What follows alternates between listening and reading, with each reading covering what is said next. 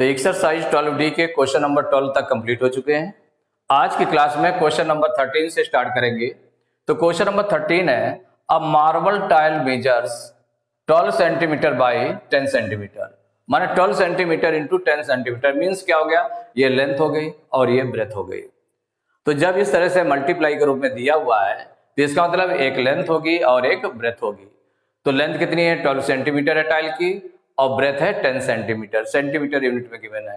How many tiles will be required to cover a wall of size 8 metre by 6 metre, कितनी tiles की जरूरत पड़ेगी, किसको cover करना है, cover a wall of size 8 metre by 6 metre, माने जो वॉल है, वॉल को कवर करने के लिए टाइल्स कहां लगने हैं, वॉल में। तो वॉल का जो शेप देखें 8 मीटर बाई 6 मीटर मीन्स हो जाएगा लेंथ उसकी 8 मीटर है और ब्रेथ है उसकी 6 मीटर। 8 मीटर लेंथ है, 6 मीटर ब्रेथ है, तो इसका मतलब वो रेक्टेंगल शेप में वॉल है, उसे टाइल लगना है। टाइल का साइज ये दिया है 12 सेंटीमीटर बाई 10 सेंटीमीटर, ये दिया हुआ है।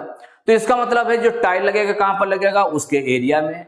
तो वॉल का हम एरिया निकाल लें, एक वॉल में लगना है तो वॉल का एरिया निकाल लेंगे जिसकी लेंथ और ब्रेथ गिवन है, और लेंथ और ब्रेथ किस में गिवन है, मीटर में गिवन है, और टाइल जो है सेंटीमीटर में गिवन है। तो इसको भी हम सेंटीमीटर में ही कन्वर्ट कर लें। पहले वॉल की लेंथ और ब्रेथ को सेंटीमीटर में कन्वर्ट कर लें और उसका एरिया निकाल लें। एरिया हम क्यों निकालेंगे, क्योंकि टाइल जो है वो एरिया में लगेगी, उसका जो रीजन होगा, क्षेत्र होगा, उसी में लगेगी। तो जब उसमें लगेगी तो कितनी टाइल लगेंगी, हाउ मेनी टाइल्स माने नंबर ऑफ टाइल्स रिक्वायर्ड कितनी हो जाएंगी।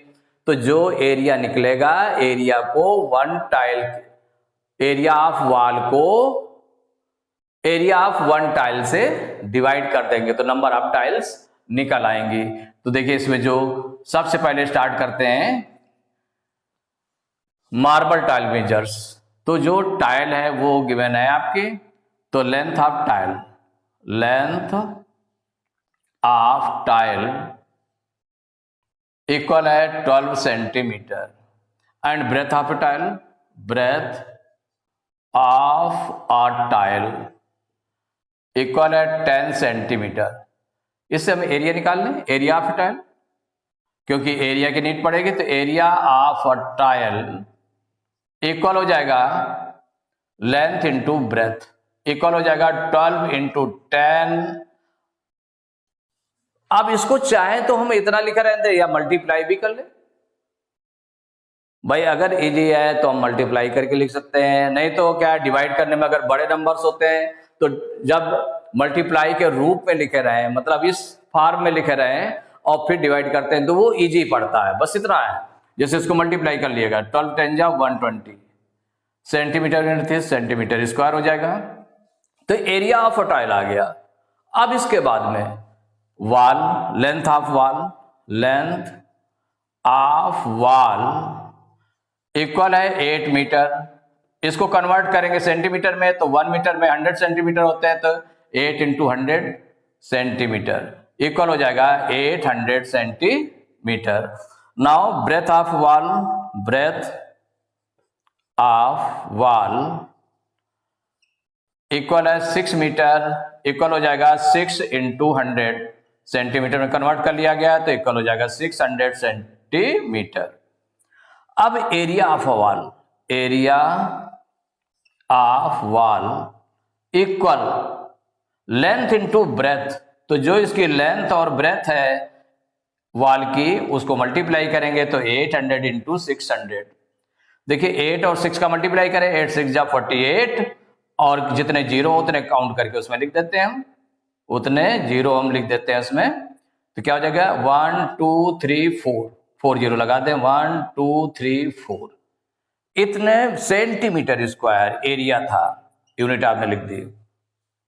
एरिया ऑफ वॉल ये निकल आया और एरिया ऑफ टाइल ये निकल आया। तो एरिया ऑफ वॉल को एरिया ऑफ टाइल से अगर हम डिवाइड कर देंगे तो नंबर ऑफ टाइल्स निकल आएंगे। तो नंबर ऑफ टाइल्स इक्वल हो जाएगा एरिया ऑफ वॉल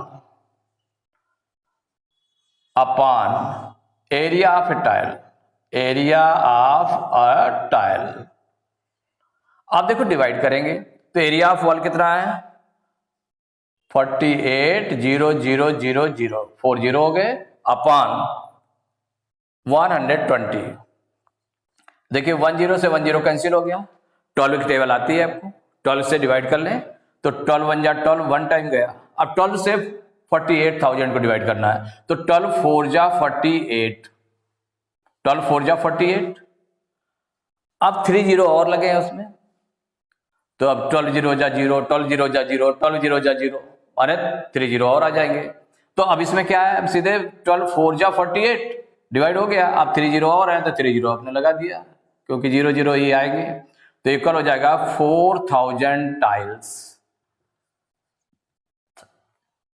अब आंसर में क्या देना था, आंसर में यही है how many tiles will be required to cover a wall of size this.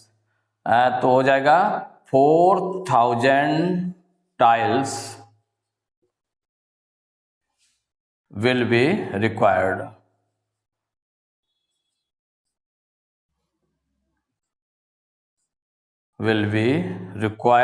to cover a wall,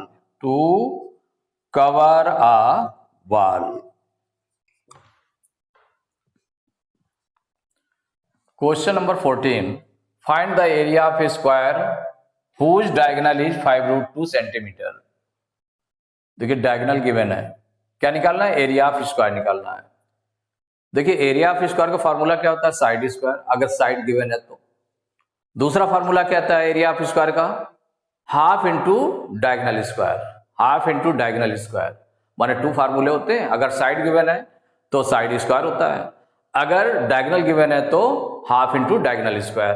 तो यहां पर जो गिवन है उसको राइट कर लेते हैं डायगोनल ऑफ स्क्वायर, ये गिवन है तो diagonal of a square equal है 5√2 सेंटीमीटर। तो क्या निकालना है, एरिया ऑफ स्क्वायर निकालना है। तो area of a square formula write करेंगे half into diagonal square, diagonal means D, diagonal square equal, अब वैल्यू पुट कर देंगे तो half into diagonal square means diagonal into diagonal 2 times लिखा जाएगा, मीन्स हो जाएगा 5√2 इंटू 5√2। आप देखिए इसमें यहां पर 5√2 का मतलब हो गया 5 इंटू √2, 5√2 का मतलब 5 इंटू √2, तो 5 इंटू √2 इंटू 5 इंटू √2। तो अगर हम √2 का मल्टीप्लाई करें, √2 का मल्टीप्लाई करेंगे तो क्या आएगा, रूट के अंदर आ जाएगा 2 इंटू 2, ये आ जाएगा ना, इसका पेयर बन गया, इसका मतलब इसका स्क्वायर रूट निकल आएगा, कितना हो जाएगा 2 हो जाएगा। क्या निकल आएगा 2। अगर उसी नंबर का स्क्वायर रूट है 2 टाइम्स, माने √2 है, √2 इंटू √2 क्या हो जाएगा भाई, √2 इंटू √2, माने एक ही नंबर है, अगर रूट के अंदर है तो उसका मल्टीप्लाई सेम वही नंबर हो जाता है 2, रूट हट जाएगा। अगर √3 इंटू √3 है सपोज करिए तो इसका मल्टीप्लाई क्या हो जाएगा, क्योंकि रूट के अंदर है, ये भी √3 है, ये भी √3 है, मल्टीप्लाई करेंगे तो रूट हट जाएगा, उसका 3 आ जाएगा। ऐसे √4 इंटू √4 इक्वल क्या हो जाएगा 4, माने पूरा पूरा नंबर हो जाएगा।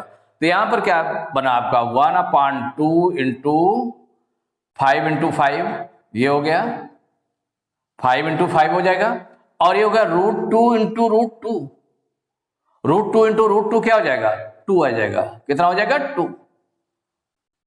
√2 और √2 का मल्टीप्लाई क्या हो जाएगा 2 हो जाएगा, 5 इंटू 5 ये आपका हो गया।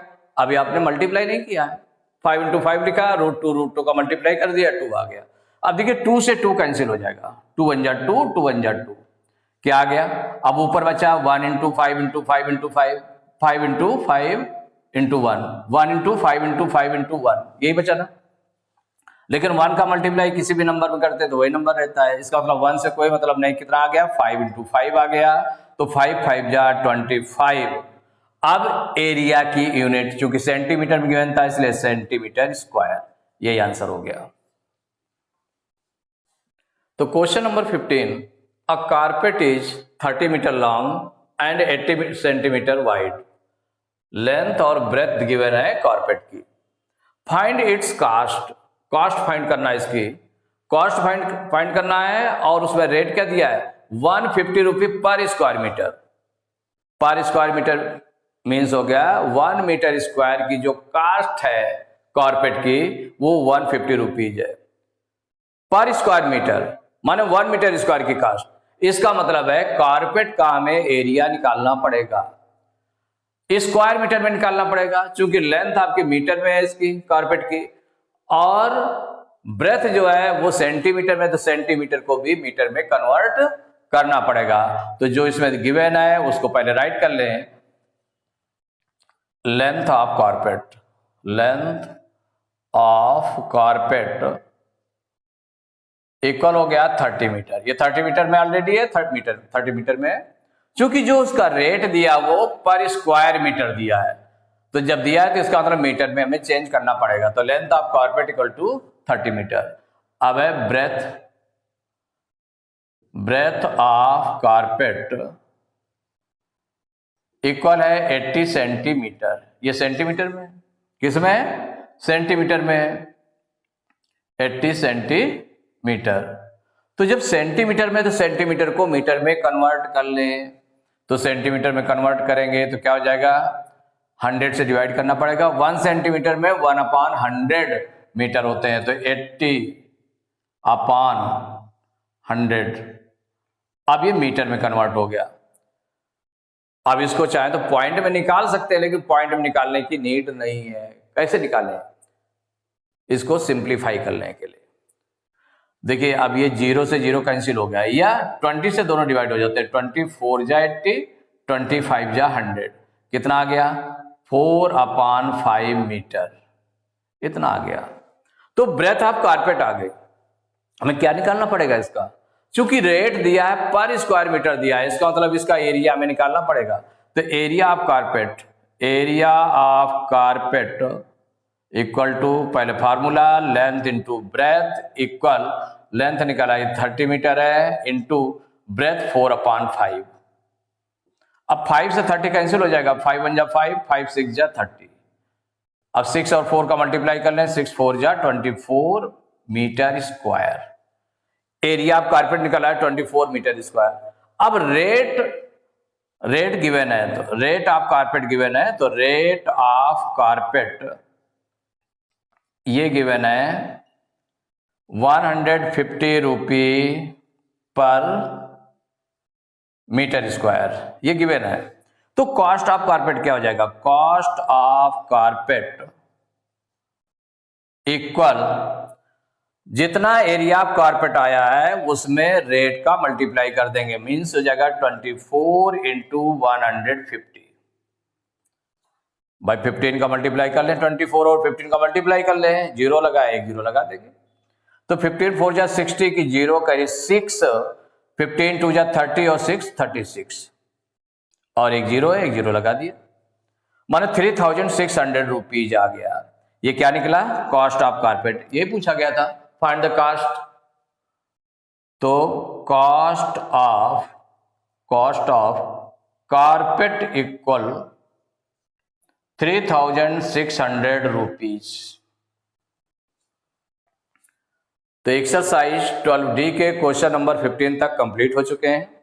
नेक्स्ट क्लास में क्वेश्चन नंबर 16 से स्टार्ट करेंगे।